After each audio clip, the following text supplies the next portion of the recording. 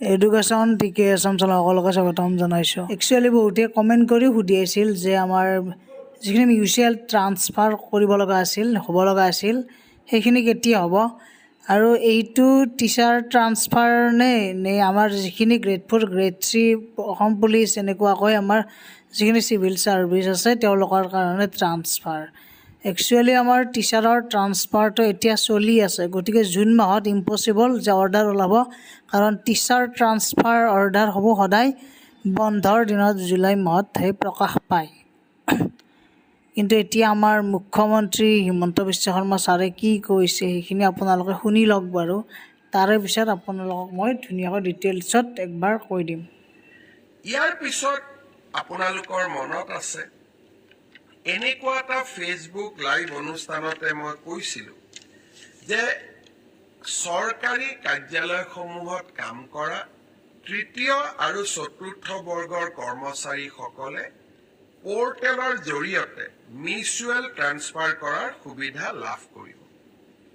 প্ৰায় 18,000 চৰকাৰী কৰ্মচাৰীয়ে আবেদন জনাইছিল আৰু মেটছ অৰ্থাৎ কোনোবা আহিব লাগিব কোনোবা যাব লাগিব, অৰ্থাৎ মেটছ মেকিং হ'ব লাগিব। আমি প্ৰায় 8,000 প্ৰাৰ্থীক মেটছ মেকিং কৰিব পাৰিলোঁ, অৰ্থাৎ অহা মানুহো আছে সেই স্থানলৈ যোৱা মানুহো আছে। যোৱাকালি মই এই গোটেই বিষয়টো নিজে পৰীক্ষা কৰিছিলোঁ।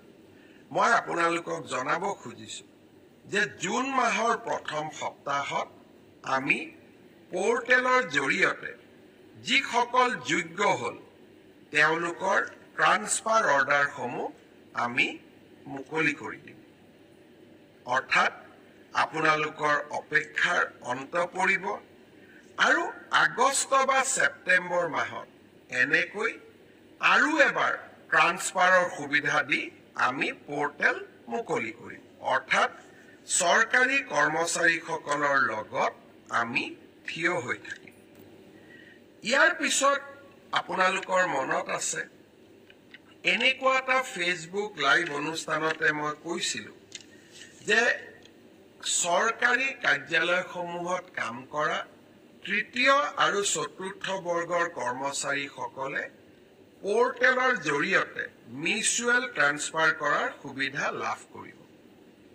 প্ৰায় 18,000 চৰকাৰী কৰ্মচাৰীয়ে আবেদন জনাইছিল আৰু মেটছ অৰ্থাৎ কোনোবা আহিব লাগিব কোনোবা যাব লাগিব, অৰ্থাৎ মেটছ মেকিং হ'ব লাগিব।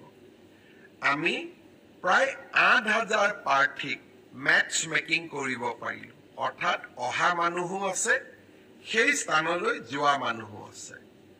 যোৱাকালি মই এই গোটেই বিষয়টো নিজে পৰীক্ষা কৰিছিলোঁ। মই আপোনালোকক জনাব খুজিছোঁ যে জুন মাহৰ প্ৰথম সপ্তাহত আমি পৰ্টেলৰ জৰিয়তে যিসকল যোগ্য হ'ল তেওঁলোকৰ ট্ৰান্সফাৰ অৰ্ডাৰসমূহ আমি মুকলি কৰি দিম।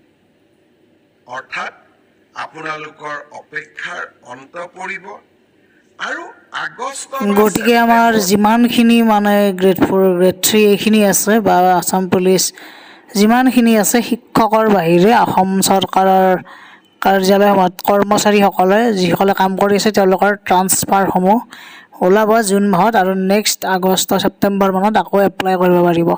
গতিকে এইটো এটা গুড নিউজ হয়। ধন্যবাদ, থেংক ইউ।